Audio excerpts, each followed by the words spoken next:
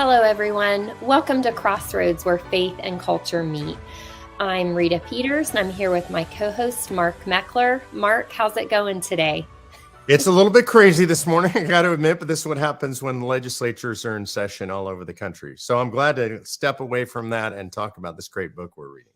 Yeah, so for a little bit under a half hour, we're going to escape all of the other busy things going on and talk about social justice. And for those of you joining us for the first time today, we are in the middle of a series of episodes on the topic of social justice. We're basing it off a great new book that I encourage everyone to pick up. You can get it on Amazon. It's called Confronting Injustice Without Compromising Truth. The book is written by Thaddeus J. Williams.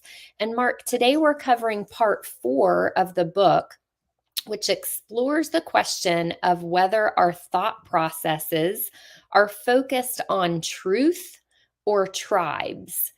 And Williams starts off by saying, everyone has an epistemology, and that basically means a theory of knowledge. And he says, as with computer operating systems, some are better than others.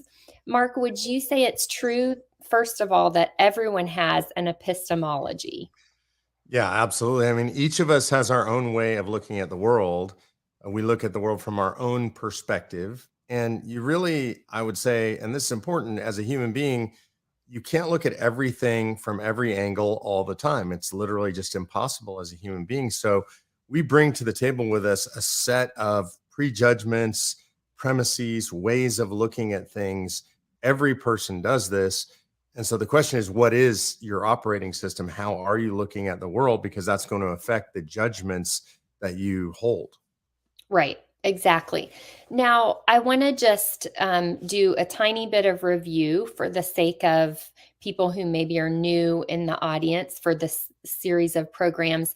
When Williams talks about social justice, he divides it into social justice A and social justice B. So I want to define what he means by that. Social justice A is the type of justice that is based on biblical values. Social justice B is what he refers to when he's talking about these, claims in our culture today to be causes that are all about justice. But upon closer examination, when you look at them, they're not really based upon the biblical definition of justice. So social justice A, social justice B. And he talks about the fact in this part of the book that social justice B is all about tribes thinking. And he makes the word tribes into an acronym according to these groups in society that the social justice B movement is determined to identify, root out, and fight against because they are the oppressors. And the acronym goes this way. T is for theocrats, and those would be right-wing Christians who are trying to impose their beliefs on everyone. R is for racists. I is for Islamophobes. B is for bigots. E is for exploiters, or you might say capitalists. And S is for sexists. Now, Williams would agree that there is real oppression associated with those various belief systems. So it's not that he's writing them off, but the idea that he's talking about here is that according to social justice B, those 6 categories of oppressors basically explain the world around us. And that is problematic because it results in a kind of tunnel vision. Mark, do you think it's an accurate assessment of the social B movement? And have you seen that sort of tunnel vision in the advocates today for social justice B? Yeah, I think we see this all over our world. I would say this is currently, at least in modern mainstream media and academia and society at large, the social justice that is dominant. I think there are less people professing openly what I would describe, what you described as biblical social justice, and more of them professing tribal social justice. Mhm. So, in other words, everything is being looked at through the race of isms, as you described, phobias, Islamophobia. Mhm. There are others that he could have thrown in there. I mean, he was trying to create an acronym. There are a lot of them, but it's discrimination in every way, shape, or form that you can possibly imagine. That's the lens through which now modern society defines social justice, and it creates a myriad of problems. Yeah. And one of the biggest problems with the social justice B movement that Williams talks about in this part of the book is that their biggest claim is that they're inclusive, right? But it's not really inclusive at all. While it focuses on those six oppressor groups that we just talked about, there are some pretty major instances of oppression going on all around us that the social justice B movement seems to completely ignore. So, Mark, why don't you kick us off and tell us about a few of those? Yeah, look, I think one of the most major ones, and it's sort of flipped on its head by the social justice movement, is abortion. And there's a group of human beings that are, I would argue, the most oppressed human beings on the planet today. It is the number one leading cause of death in the world today is abortion. And so Yeah, the unborn are oppressed. Nobody is speaking for them, certainly in the social justice movement. And so there's incredible human life damage being done. In the Black community, by the way, every year more Black babies are aborted than born. I mean, this is just a stunning statistic. Imagine what that does to a community of color that these social justice warriors claim to support, claim are oppressed. Imagine if there were more Black babies born than aborted. That would change the dynamic in our country and in our culture today. But they don't care about unborn babies. I would argue that there are victims in the abortion movement as well, which are women who have abortions. The vast majority of them who experience pain, regret, depression, and the numbers are undeniable. And that actually goes to people having physical trauma from abortion as well. There are side effects often from abortion. All of those people, the social justice movement doesn't even acknowledge they exist. A second one would be Christians. Christians are now an oppressed class in our country. Our freedom of religious expression is oppressed. This is true in America. We are suppressed on social media. We're suppressed in politics. There are literally laws against Christian organizations being involved in politics. This was done to suppress the Christian perspective. And worldwide, Christians are under assault, and Christians are killed for their faith, persecuted for their faith. Churches are burned, organizations are shut down. It's going on worldwide, but you don't see the social justice B movement talking about any of this. right. And I have to comment on the social justice B movement's omission of, the abortion industry as oppressive and, you know, really racist. I think it is a hypocrisy of the highest order. Mark, it's not an accident that far more abortion clinics are located in minority neighborhoods. That's not an accident. Planned Parenthood started as part of the eugenics movement. So like, why is everyone not, raising Cain about that fact? Why? It's just, I've never been able to comprehend it. It is such blatant hypocrisy. And there are a few more types of injustice that are pretty much ignored by the social justice B movement. One example is the number of children who grow up in single parent homes. Statistics are crystal clear that kids who grow up without two parents in their home do worse in life on pretty much every indicator: academic success, drug and alcohol abuse, depression, you name it. But the left, who is generally the promoter of social justice B, is pretty much silent on that topic. Yeah, Another, Rita, I would add not just silent, but they actually promote the destruction of the nuclear family. We yep, know, as you said, every statistic, there's no contrary studies. Every statistic in every area shows that kids who grow up in two-parent homes are better off. Less crime, less suicide, less depression, less drug addiction. All of these things are true, and yet they promote the destruction of the nuclear family. They promote single parenthood, and single parenthood has skyrocketed in the African American community. It's now 70%, I believe, is the number in the African Yeah. American community. In the white community, it has skyrocketed. It's gone from something like 7% to 24% in the last few decades. This is an epidemic in our country, and it is damaging people in the most severe way. And so this is one of the things that when we get tribal, that happens is we take one slice of a perspective. We say we shouldn't discriminate against people who are divorced or families that are not traditional. And I generally agree with that. But then we broaden that out to say we should discriminate against the traditional. Those are the oppressors. And so Yep. we always want to take care of kids that are from single family homes. We want to support mothers from single family homes, but it doesn't mean we should hold that up as the ideal and actually put the ideal aside. That's what tribalism does to us.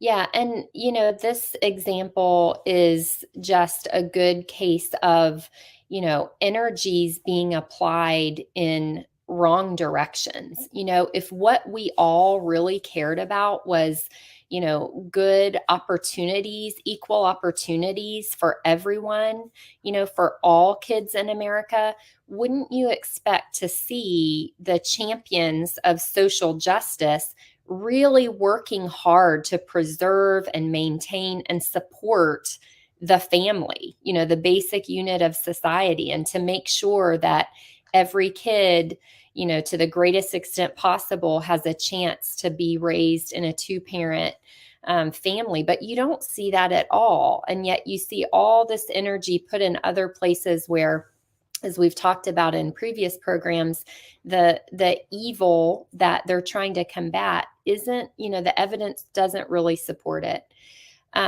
So another example of this, Mark, is the pornography industry. And this is one, it's we don't like to talk about it. I don't like to talk about it, but our society should be talking about it if we're concerned about justice. The pornography industry is a $97 billion industry, often involving violence toward women and often involving exploiting children. And in addition to the oppression, just, straight out oppression of the individuals portrayed in pornography, the women, the children, consider too the toll it takes on the consumers of pornography. It results in depression, broken relationships, rape, domestic violence. All of this is well documented. So, why don't we hear social justice be advocates trying to do more about stopping the pornography industry? Yeah, look, because I think one of the things that liberalism has done is it's taken liberalism to the extreme and turned it into licentiousness. In other words, liberalism should be and is, in a classical sense, about the freedom of the individual, but it's not the freedom to do anything. It's to do that which is good for themselves and society. That's really what liberalism should be about, and what freedom is really about. It's not about the ability to do anything you want. In this case, the hypocrisy is astounding to me on a single issue in there. Everything you said is true, but you hear social justice be warriors talk about the exploitation, specifically the objectification of women, sexual objectification. And yet, in no industry is the sexual objectification of women more profitable. I mean, that is the central premise of the pornography industry. They're objectified, they're sold as sexual objects, they are commodified. And you would think that social justice warriors would be against this, feminists writ large would be against this. And unfortunately, they're not, again, because of tribalism. And the tribe says, well, this is just free expression. These are just quote unquote sex workers. And they don't talk about what it's actually doing to the human beings involved. Yeah, absolutely. And then Mark Williams brings up one more, kind of system of oppression, or that results in oppression, that the social justice B movement doesn't talk about or seem concerned about at all. And this one, in fact, they actively promote, and that is these far left political systems like communism and socialism. Can you explain briefly how those systems lead to oppression? Yeah, and this is one, frankly, of all of these, this probably bothers me more than anything else just because of the absolute toll. So the ideas behind socialism and communism at their core say that, everybody should be equal, everything should be fair. They're trying to create a utopia in practice, and we've been practicing this as a world population for a long time, for over 100 years now. This has led to the deaths of at least 100, and some estimates are upwards of 150 million people. Yeah. The system always leads to complete and total oppression. It leads to the deprivation of civil rights, of personal autonomy, of every freedom you can possibly imagine. It's exactly the opposite of what they profess is what happens from socialism and communism. We don't have an example of a successful practice of socialism or communism. Occasionally you'll have people refer to a country like Sweden, and the Swedes find this very offensive. They say we're not a socialist country. We're a capitalist country with a big social safety net. They have higher taxes than we do, but they don't believe in the centralization of the means of production, which is the definition of socialism, right? You take Hmm. private property away and the government runs everything and distributes everything. They don't believe in that. So it's never worked. It never will work. But the tribalism says we really like that idea. So we're going to promote that idea. And so ultimately, what it leads to is death and destruction. People who are promoting utopianism lead to death and destruction. It's just a horrible force on the earth. And it's rising again right now here in the United States of America. The majority of young people, the youngest generations, think that socialism is a good thing. Yeah.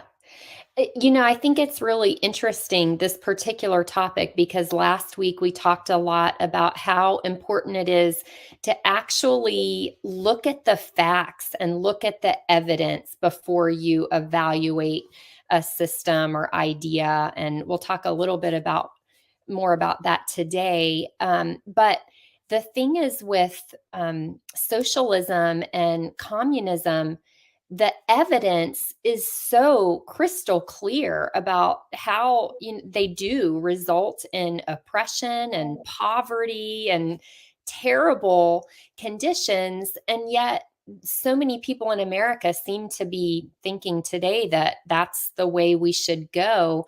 And I think it's a classic example of what we've been talking about, because it sounds really nice to talk about everybody being equal and everybody sharing Yeah. everything and taking care of everyone. So I think it's just another example of, yeah, it sounds great, but you really need to do your homework first, Well, right? and I think we can simplify it even more, and we can put that in biblical terms, since that's our worldview. Our operating system is a biblical operating system. Is you look at the fruits, right? So the question is, what Right. what are the fruits of the ideology? What are the fruits of the thing that we're examining? And when you look at the fruits of communism and socialism around the world, they're death, devastation, slavery, torture, tyranny, starvation. All of those things are the consistent fruits of that system, and so you ought to ask yourself, well, why am I supporting that? What people will say, by the way, Rita, I hear this all the time from proponents of these systems. Well, it's never been properly executed, or it's never really been implemented. And so what I usually say to people like that is, maybe that's true. A lot of experiments have been done in it. How many people would you say are worth sacrificing to continue to try the experiment? Because so far it's 150 million dead. Are you comfortable with 200 million, 250 million, a billion? How many dead before you would say that maybe the system doesn't work? Yeah, right. And, it's a little bit of hubris involved, I would say, to think that it's never been done right before, but we're going to do it right. And it's going to turn from being oppressive to being fruitful. So, again, getting us back to the main part of this chapter in the book, the point here is that Social Justice B takes an exclusive focus on a handful of ideologies that can be oppressive, used the wrong way, but it goes awry because A, it wants to identify every problem in society as a result of these six narrow ideologies without really looking at the evidence. And B, it turns a blind eye to a whole host of other types of injustice that Mark and I have just alluded to. Mark, I want to ask you about something else William says in this part of the book. His experience has been that when his Christian friends and colleagues get caught up in social justice B, they stop evangelizing. I thought that was really interesting. Why do you think that could be, and why should that make us skeptical of social justice B? This goes back to an old truism that anybody who's practicing Christian has heard, which is we're all made with a God shaped hole in our hearts, and we're going to fill that with something. Mm, And when you fill it with God, that means you are at some point going to evangelize. And I really want to be clear about what I mean by evangelize. It doesn't mean you're out, you're a street corner preacher. I mean, you could, that's a form of evangelism, but it means that you do talk about your faith when given the opportunity to talk about your faith when it's mhm. appropriate. It might be in private, one on one with somebody. It might be at church. It might be at work. There are different ways to evangelize. But what happens with people who are social justice B warriors is this becomes their operating system. So instead of a biblical operating system or biblical worldview, they now have a quote unquote social justice worldview that fills for them, at least temporarily, that God shaped hole in their heart. And the only thing that they know how to talk about and the only filter through which they see the world is this social justice filter. There really is no room for God in that filter because social justice B is a me oriented filter. It's like, I'm the social justice warrior. I know what's best. It's my lived experience. That's actually the antithesis of Christianity. Christianity says, it's all about God. This is God's world, God's rules, God's laws. God made it, and all glory to God. We're not going to fix everything. We do our best to live according to God's laws, and He'll work it all out.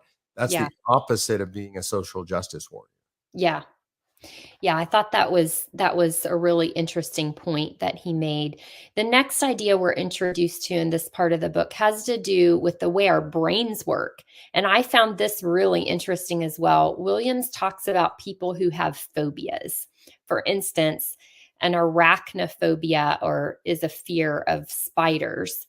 He explains that a good psychologist will help an arachnophobe ungeneralize. In other words, she'll help the person with the phobia understand that while there are some spiders that are truly dangerous, not all spiders are dangerous. And then Williams points out that tribes thinking or social justice B does the opposite of that. Can you explain that for us a little bit more?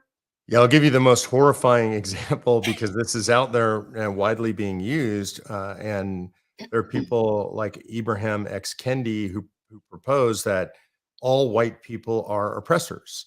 Yeah. And so, if all white people are oppressors, that means that you have to be negative to all white people you meet. It means you have to crush them back. It means they have to admit that they're an oppressor. And what that does is it creates oppression. I mean, Kendi has actually said openly that the only way to fix past instances of racism is with current instances of racism. And so this is just crushing for people. It's creating a generalization that's a negative generalization. It's bad for the people that it's being imposed on, in the sense that if you're a white person now, you can only be an oppressor. That's a bad framework to live within. It's Yeah. really bad for these tribal social justice warriors because now they walk around the world, they're afraid of, concerned by, hating, disliking every white person that they meet because those are all oppressors. So that generalization is creating a generalized sense of anxiety and negativity among people who hold it. And then, generally speaking, whatever the negative generalization is, it's going to do that to somebody. It's having a negative effect on the people that they claim to be trying to help. Right. So, yeah, huge problems with that whole methodology of generalizing. Not only is it unkind and uncaring to try to turn people into, paranoid, suspicious, and distrustful of everyone around them. Another problem with it is that it is obviously false, right? Not every white person is an oppressor. Um, yeah. And I And would so, add, and importantly, not every person of color is a victim. I mean, this is right. just, and so also the idea of telling people, imagine telling young children you are a victim. I can't imagine anything more denigrating to the mental health of a young person. You can't be successful because you live in a society where you'll always be victimized. It's inherently objectively untrue. We can give you example after example of people who are not victims and are people of color. In fact, in our society now, those people of color, generally speaking, are looked on favorably, even more favorably because of the social justice warriors. So this is just a terrible thing to do to human beings.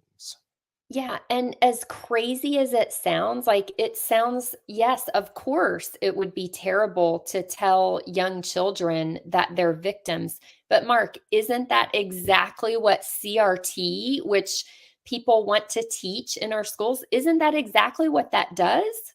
Yeah, I mean, the basis of critical race theory is white people are bad and people of color are good, and white people are oppressors and black people are victims. They actually use this language, so it's not like we're making this up. This is just I mean, I really believe this is a horrible, sinful practice. I think this is satanic. I think this comes from the devil. It's designed to divide human beings by Yeah, race. And there's nothing inherently that divides us by race. As the author talks about in this book, we're all image bearers of God. It doesn't matter what color we are, it doesn't matter what gender we are, it doesn't all of us, every one of us born is an image bearer of God. And we should treat each other that way, not differently based on our race. absolutely. I thought it was really interesting too in this section that Williams specifically warns Christians on the political right against doing the same kind of generalization thing by creating chronic fear of secularists, liberals, Marxists, evolutionists, immigrants, homosexuals. Mark, do you think the political right has been guilty of doing that same kind of thing? Oh yeah, I absolutely do. And you and I hear it every day because we're engaged in politics. I struggle sometimes with people on the right. I think a lot of this veers into what I would call conspiracy theory, and I'll get attacked for saying this, because a lot of conspiracy theories have turned out to be true. But when we have conspiracy theories that tribalize people, I would argue critical race theory is a conspiracy theory. All white people are bad; they're all conspiring together. System conspires to keep people of color down. That's a conspiracy theory.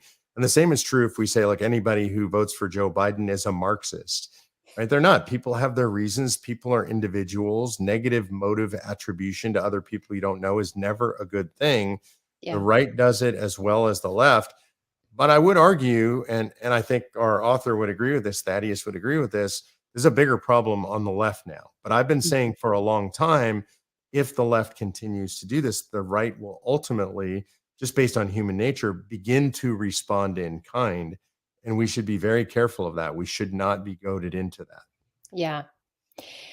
Now, Mark Williams talks about people's lived experiences and how sometimes people can get a little bit carried away and sort of generalize from their lived experiences. And we want to emphasize, as Williams does in the book, that lived experiences do matter. We don't write off anyone's pain or suffering. As Christians, we're called to weep with those who weep and to care for those who are suffering. The point, though, is that it is essential to use facts and reason to discover true injustice in our society and not just to have a knee jerk reaction of labeling certain systems or people groups as oppressors or unjust without doing our homework to really understand the situations. And this leads us to Williams' discussion of this concept of an unfalsifiable belief. He points out that a good belief system can spell out the ways it could be proven false. And Christianity is actually one of those systems because if someone were to ever prove that Jesus was not raised from the dead, Christianity would crumble. But Mark, what does Williams mean when he describes social justice B thinking as unfalsifiable? Yeah, well, I'll give you the best example in social justice B, which is yeah, about critical race theory and that white people are oppressors. So if you say that I'm not an oppressor, I've never oppressed a black person, then they will say, well, that's because you have white privilege. Right. And you're denying it, and that's because you're fragile. You have white fragility, is what they say. Yeah. And so in other words, anytime you say even about yourself, Like, I'm not a racist. I've never done anything racist. Will you support racist systems? There's nothing that you could say to one of those people that would convince them that you're not a racist. And in fact, by saying you're not a racist, they say that makes you a racist. That's an unfalsifiable premise. There's nothing you could say to defend yourself. He gives the example in the book. I love this, of riding on a train and you're sitting next to somebody and that person starts to tell you that the KGB is following them. And you Yeah. explain to them, well, there really hasn't been a KGB since the fall of the wall. And he said, well, that's exactly what they want you to think. That's what the paranoid guy says. And then he points to the guy sitting across from him and he says, see, that guy's a spy. And you say, well, that guy looks like a businessman reading a newspaper to me. And the paranoid person says, that's exactly the kind of a disguise that a spy would use.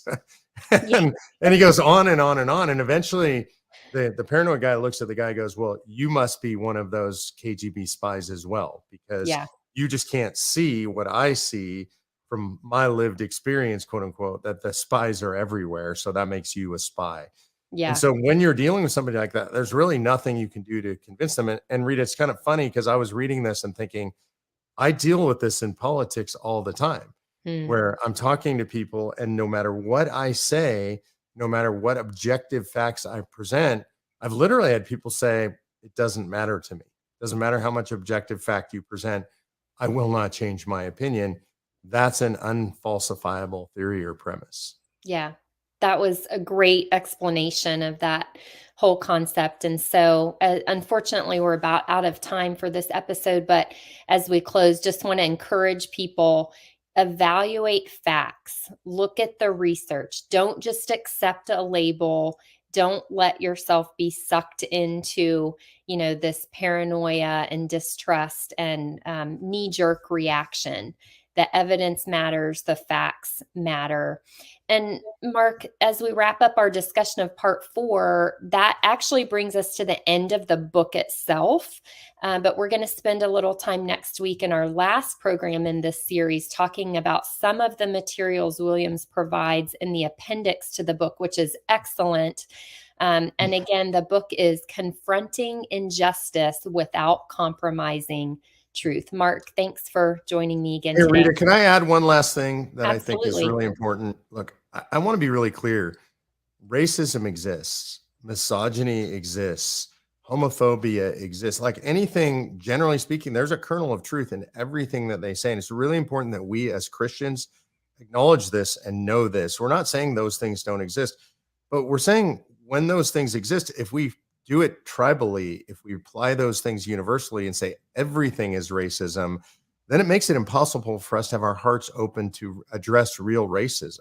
Right. Or whatever, real discrimination, whatever it is. When we see real injustice, we as Christians are called to deal with that injustice. That is true social justice. That's biblical justice. So what I want to make sure we don't do is we don't encourage people to we should ignore all this stuff because none of this stuff is true. Every one of those things we talked about, you can find examples of, and we as Christians should, as you said, weep with those people and work to correct those social injustices. You can't do that if you generalize these things. They are very specific, and we should always pay attention to objective facts. Absolutely. That's a great, very helpful clarification. Thanks, Mark. I want to thank our generous sponsors at Blue Ridge Chimney Services, Blessings Christian Bookstore, Sunshine Ministries with Christian Radio, Wishing Well Florists and Travel Services, and our friends at New Beginnings Church and Garber's Church of the Brethren in Harrisonburg. Thanks everyone for listening. If you'd like to contribute, you can make a donation to Crossroads at P.O. Box 881, Harrisonburg, Virginia 22803. I'm Rita Peters with Mark Meckler, inviting you to join us again next week for Crossroads, where faith and culture meet.